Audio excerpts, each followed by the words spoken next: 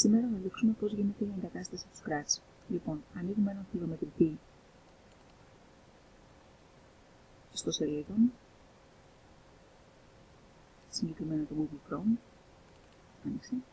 Λοιπόν, πληκτρολογώ Scratch. Εμφανίζεται συγκεκριμένη στο σελίδα μου. Λοιπόν, επιλέγω Scratch 1.4. Εδώ εμφανίζονται τα λειτουργικά συστήματα στα οποία μπορώ να εγκαταστήσω το Scratch. Εμένα με ενδιαφέρουν τα Windows, οπότε επιλέγω Scratch Installer 1.exe.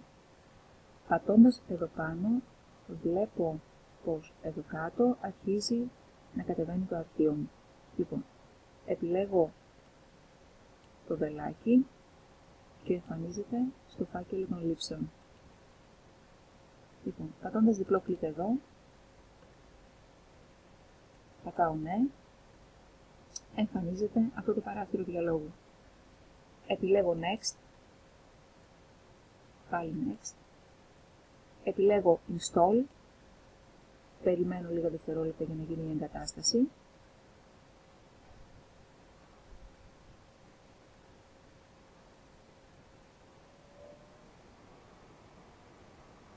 Θα ολοκληρωθεί σε λίγα δευτερόλεπτα.